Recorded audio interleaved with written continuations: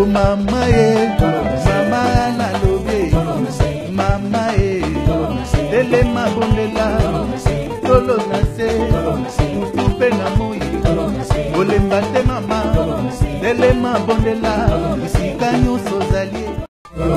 Oh mama ye, mama na lobe, mama ye, dele mabondela, tolo na se, mutupe na moi.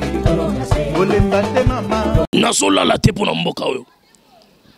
Et pendant que batou moussous bazo vivre et peuple ont souffrir année 2020 et ça en la justice et belé bazo sila et belé ba okota mabele balukanza nzambe basambe la nzamba solo kolo azo frappé mon frère biso tolié ba poison. Ozo Congo comme ça la poche pe bilanga na yo ane oyo minga de Rolanda bino mbetenge futi be Rolanda bino.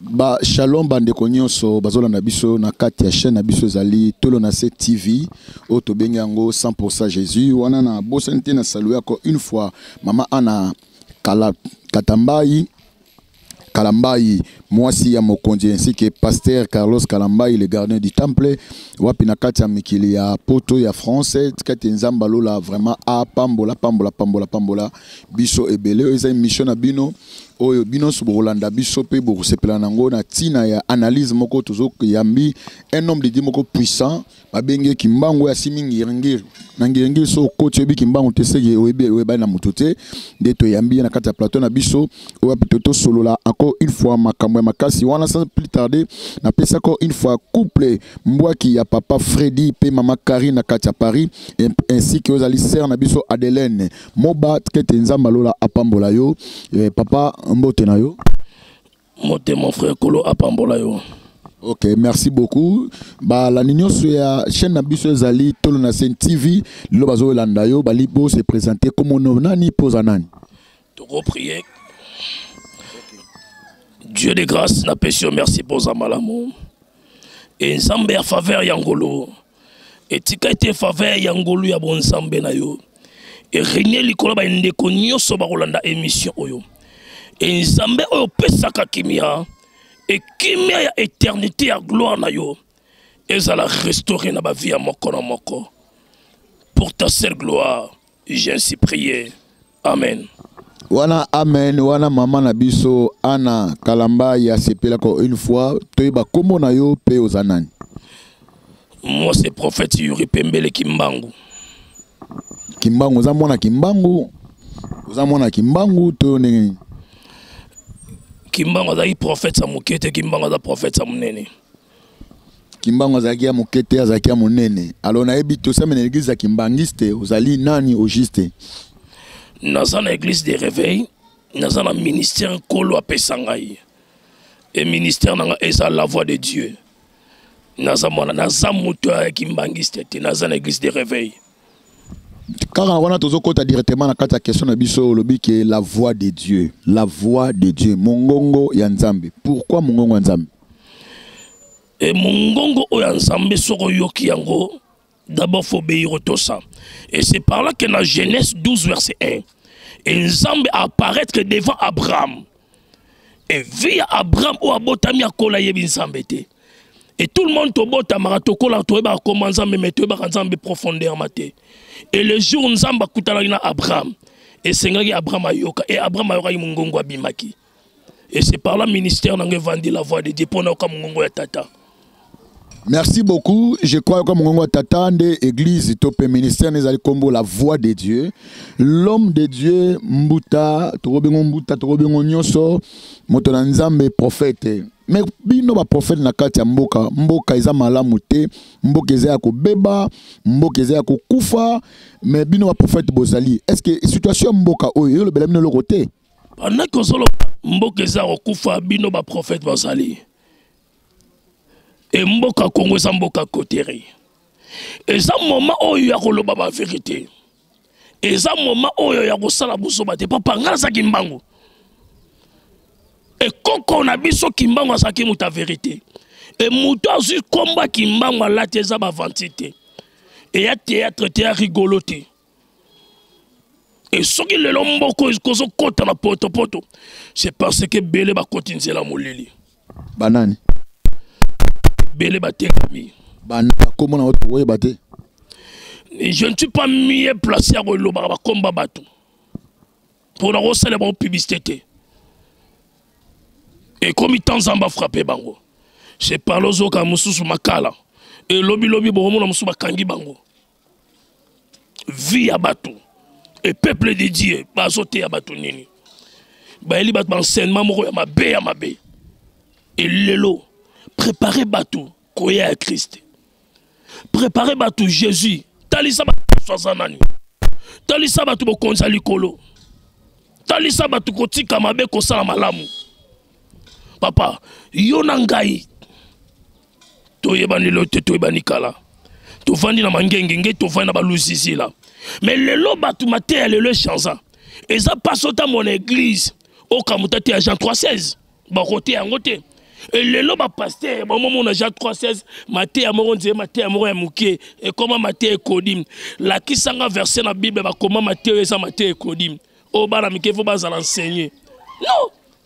Il faut que tu enseignes les gens la parole de Dieu. C'est comme ça. On revenir pas na yo wana na moni le prophète Ézéchias ozali beaucoup l'homme de la repentance wab nakatsa Paris ainsi que papa Jean-Claude Kalambai motema maman Deborah nakatsa Londres. En tout cas, merci beaucoup bi voilà que c'est bateau nzela ya repentance nzela on a bien musalo déjà le prophète Ézéchias mbuku asala ngoli parce que l'homme de la repentance l'homme de toto simba makambo ya mboka Ézéchias lobby nzamba établir bino ba prophète comme ba sentinelle. Lorsqu'il y a un danger, c'est que ta trompette. Quelles sont les trompettes que Robert a le pour Mboka Congo et pour le monde entier?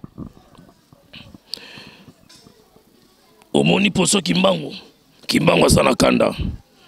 Et molimo langesa likolo. Nasola la te pour Mboka oyo.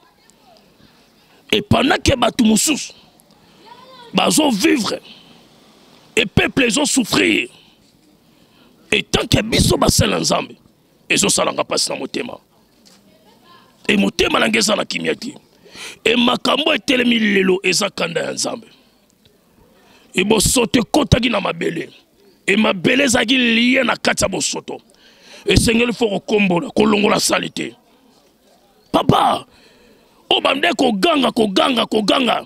O eza génération ça va mususu. Et ça va mususu. Prophète Ouida Yebi. Et ça va mususu. Et makambo na sana kanda pour mboko yo. Et pour na Congo ngai kimbangu. Nasa Congolais. Mutolo na ngai eza mboka oyo. Congo eza mabele tata na ngai. Et personne a quoi télé na mboka oyo asala busoba. Et ça c'est injustice. Année 2020, et ça en justice. Et belé baso sila. Et belé bakota mabele. Même si na niveau ya gouvernement, yo mutozamba bi simba. Bo zo bo kota ba loge. Bo sacrifier abatu. Et ça temps. Et bembe rolandana. Mutu nyonso za makila et mboka oyo et que tambwisa mana mutu za bo solo. Soko buzobe zali kolo lingi biloko te. Ngaza prophète sa bo solo. Naza prophète c'est ba intérêt te. Et nazo ta l'intérêt ya peuple. Mais intérêt ya mboka na ngai. Autant l'intérêt ya peuple pe intérêt ya mboka na yo et tout Rolanda ba mort aux atours ya chef de l'état. Parmi ya malade za robeta pandémie za robeta ça fait déjà 20 morts na kati ya palais présidentiel. Yobi tu es un prophète. Aux prophète. Est-ce qu'il n'y a pas un message moko oyo ko s'adresser na chef de l'état? Baluka nzambe. Basambela nzamba solo. Baluka nzambe. Basambela nzamba solo. Et ce qui moutozo sale ensemble mora solo te. Et nzamba frappera. Et bateau bazo kufa. Et ça frappe ensemble. Et kola zo frappé. Kolo a so frappé. Mon frère, biso to lieba poison. Ya ndenge na ndenge. Mais lokola to yebi mabete, to yebi nzambo akela likonasi. To so tambola na ba droiture. Et c'est par là que nzambo a so réservé ma vie na biso. C'est par là que nzambo a talo non. Mission na sermo kilo na ne kokite. Papa, yo so sala mabele lo pon nzamba batela yo. Yo sala mabele lo pon nzamba tika yo. Pendant que bazo souffrir, yo zo souffrir, to zo vivre via malam. Yo langa to zo soir au lia. Mais ça la batu musu ko lia ça problème. Et yo kanisi nzamba otiko o réunion ko sala ba fanti. Na so mona makile so tanga. Na so mona makila ezotanga. Na so mona mabe. Nazomona makila tina l'église de réveil et nazomona makila tina kata bakondi et na mboka ya Congo et belle année oyo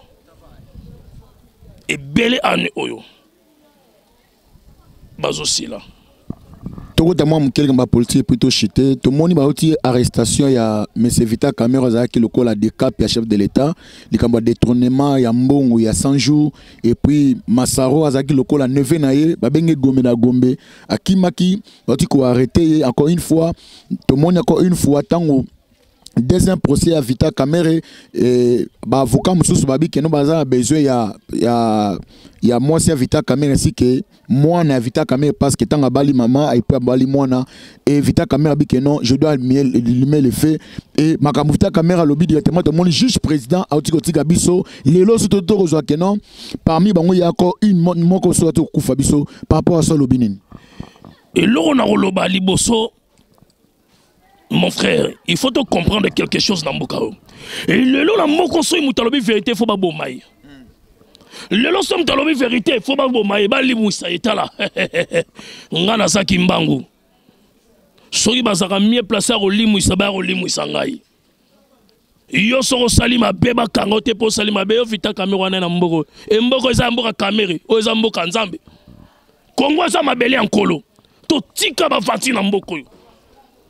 Tika bafanti et bato bazo kufa bazana ba famille na bango oyebi douleur nini bato na ba côte bato ne continue ba famille na bango ya lobi ke o mutu nyoso meko simba nani nyoso simba mwasi na ami dachati akwa limé les faits abi bo toucher bo simba mwasi na ngate tout le monde voit maison la président moko premier ministre moi akima kama cause moi ça zonga ba bomi ça doit protéger mwasi na où est le mal au mona mabe ngai kimbangu na simbi mabele ya mboka Congo mutu nyoso sala mabe na mboka ko kufa neo mutu nyonso azoluka malheur ya mboka oyo amelaka mai atambolaka na mabele atotambola na mutu kokita na mabele tobotama na mabele tozongaka na mabele et soko ozowela po détruire peuple congolais ozoluka intérêt ya libumuno na famille na yo intérêt ya peuple ezo souffrir aloba yo melaka mai euta na mabele te mais soko melaka mai euta na mabele tant que prophète ya nation na lobby cette année Bibembe rosilate. Et ma baisse côté. Et justice a tâté Télémina Kanda. Et Télémina Kanda. Les gens souffrent. Bato bazo la bazo souffrir. Et bango bazo sa bambongo basa ba folie. C'est pas normal. Tout Masaro Gombe na Gombe. Nasana tina gutu ya ba kombo na ba kombo ba tuté. Nasana tina ba kombo na bangote. Ngai naza prophète ya peuple. Naba odo mutu nyonso asara intérêt à mboka ote. Aso intérêt à vie na ye. Année oyo arozala te. Cette année na lobby yango. Mais lelo na comprend lelo nazo comme lili mais yo tanga ba kombo lelo na comprendre te comme ko banga on est comme si le ngaro fa na bangi caméra. Na banga Jésus te la banga caméra. Nani Daniel soki okombo zotanga kombo ni soki na robanga yaza nani baza banani longola défaut de charge on n'est pas corrompre kimbango a prophète a corrompu kimbango ba corrompu kai bato kanga pe mo bina kimbango kuna na mwata bato ape pasa kimbangiste ka kimba popé so diembela tika ba biloko wana tika babiloko wana. Tika babiloko wana. Église qui mangi c'est sa grande communauté. Bato quand pasteur mon amour c'est partout. Ayebi yango te. Tambola ba réseau sociaux totali. Na mona ki yango te. Ya Bob tika na ya Bob. Na ki yango te. Papa, yo so la kaka ba autokanga yo molenga na mona ki yango te. E makambo solo bana yebi yango te. Oyo bazo yiba na mboka oyo. Bino ba journaliste boza mieux placé à hôtel magolo bagati na ba coin. Moi je ne suis pas journaliste. Moi je suis un prophète de Dieu. Mais c'est que moi je parle, my God. Mon limo langesa na kanda. Nazo kamape. Nazo kamape. Ma bé. Tous obligés de vendre ton supportable so balamboko. Et na lobby. Et na répété ma lobby cette année. Mouton nyonso. Ozo Congo comme ça on approche pe bilanga na yo année oyo. Minga de Rolanda bino. Mbetse futi be Rolanda bino. Année oyo. Ce bon ça il va calquer bo refêter te. Pona mboka Congo. Bande ko na biso ba Congolais ba so souffrir libanda. Et Congo ba to ba so mona ba pasi. Bango ba vanda ba roula ba mituka lix mambo ebele. Non. Non. Et makambo ezo suka wana. Mabele da se fongwami. Mabele da se fongwami. Et makambo ezo ya mabe. Ezo ya mabe.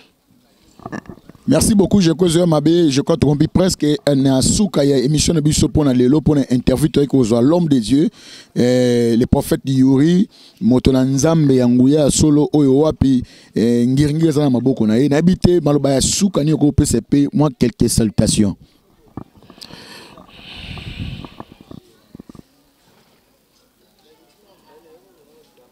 Peuple congolais. Bana ensemble nyoso. Bozala toujours ini. Bakangi batula bandaku. Mais bakangi Yesu te. Mutu abungisa kondima na ete. Mutu abungisa foi na ete. Même si na kati ya ndako sali. Bondela nzambe. Et personne abungisa bonzambe. Et tant oyo eza te ba gumba melaki bal baso kende. Mais oyo ba gumba melaki bal te nsamba sana bino. Boso mona coronavirus ezo kende. Dernièrement na auto sala mission na lobaki clair. Eza na maladie moko ezo ya. Et maladie wana eza plus que coronavirus. Et ça plus que coronavirus.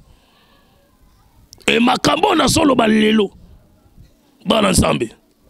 Bosi manzambe. Bosi manzambe. Naso mona mabe na mboka.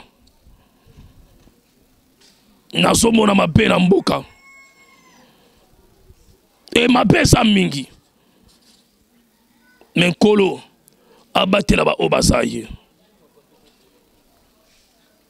Kolo a protégé ba onyo sobazana ye. Kolo a pambola bino. Na pesi mbote na mon frère. Mosana nzambe ya makasi. Muto aso banga nzambe. Bato basimba balte. Évangéliste Binda Kiangata. Namboka Londres la peso bambote belé. Pourquoi pas? Pourquoi pas? Pourquoi pas? Francis Lukubika. Francis Lukubika. Bambote bela mikila poto. Pourquoi pas? Na mon fils à moi que j'aime beaucoup. Namboka France. Na pesi Bared Mbote. Na pesi moi na Guillaume na France Mbote. Et pourquoi pas on a grand frère chinois Bangani na États-Unis. Bambote Bele, Henri Mbote Bele na États-Unis, et mon frère personnel, mon ami d'enfance, le prophète Samuel Remama Namvula, n'a passé Bambote Bele na États-Unis, et n'a passé Mbote na passé Israël na États-Unis, na pesi mbote na Richard Bangani na France, na pesi mbote na grand frère na ngai Willy Pito, na pesi mbote na France, na pesi mbote na maman Nene, na pesi mbote na grand frère na Olivier bambote belé. Pourquoi pas na leki na ngai moi si Bisha papa tika na pesa bambote na ngai ozo katanga bwe pona nini na pesi mbote na Bisha, na pesi mbote na petit na ngai soda makasi Arnaud di Jogo d'Angola, na pesi mbote Gogo Pambu bambote belé et Chorindo ko bambote belé. Pourquoi pas na petit na ngai Jigoro Kano bambote belé. Pourquoi pas na petit na ngai Flavin, et pourquoi pas la bandeko nyonso balingaka Kimbangu. Pourquoi pas olingo ratisenga mama Sese mwana na ngala lingaka mingi na pesi mama Sese mbote Jersey kitoko na pesi mbote belé. Mama nanga Bibi, mama bébé et mama abota Kimbangu, mama Thérèse na pesi mbote. Na pesi mama nanga GG mama nanga ya GG ya kilo. Na pesi mbote na bébé Keren eza na peti nanga mona lingaka mingi. Mbokolo mboko sisi na pesi mbote mboko sisi na okoka ndenge nini na pesi mbote na peuple congolais nyonso, na pesi mbote na bakonzi nyonso na mitema mabe na pesi bino mbote na bolingi nzambe te na pesi bino mbote e mbote na ngeza po bobongola mitema botika balokoso ya koyiba mbongo na mboka kolo apambola bino e na pesi mbote na base na nzambe nyonso na mabe na malamu na pesi bino mbote e bobongola mitema bozongisa batu na liloba nzambe. Et pourquoi pas mbote na bandeko nyonso bana nzambe nyonso, pourquoi pas mbote église kimbangiste, église catholique, pevalongo, église nyonso ya Congo, ba église nyonso na pesi bino mbote kolo apambola bino. Kolo apambola bino wana bolandaki l'homme des dieux, le prophète Yuri Kimbangu wapi moto na nzamba solo azana ba prophétie mambo belé abikala mingi te déjà mabezo kota to bongo la mitema so bo sepene mission yo bo pesa mama na ngai Ana Kalambai bo pesa eba merci ebele et ainsi que église mobimba ya mepa bo pesa en tout cas belé nazo revenir pa na yo. Na pesi encore une fois le prophète José Yanda, na pesi le apôtre Séraphin Luboya na Abidjan et la prophétesse Mete na Katsolani motema docteur Esaïe Safou et na kobosa na te mama Ana Kalambai mwasi ya mokonzi ainsi que le pasteur Carlos Kalambai, le gardien du temple. Na bossé encore une fois couple Géry na maman Gisèle na Katia France et avec mon caméraman na mingi papa Francis, caméraman na solo ya makasi to kota partout to bimaka to luka ba information pour na bino na bo mesana bo mesana. L'homme de Dieu me compter plutôt succès na bosana ki moto moko Kimbangu sa mutabatu. Pourquoi pas na bébé na lingaka mingi Lionel Messi mwana za kitoko mwana ya pembe mbote na Lionel Messi bébé Keren bambote belé na maladie bambote belé na boss Gino papa Serge kolo apambola bino wana baza bato yo bana o ba soutenaka ministère ya Kimbangu et bano bazo simba la voix de Dieu kolo apambola bino. Numéro na ngai eza plus 243 89 58 21 555 plus 243 89 58 21 555. Je crois en tout ce qui notre émission ce beau se plaît sur l'émission yo tous ces amis s'abonner na Tolo na TV pour ba nouveauté ba innovation zamna makasi bo se pela makasi mama Ana Kalambai. Mama Ana Kalambai, maman moko motema malamu, maman moko ya bien. Ciao, à la prochaine numéro.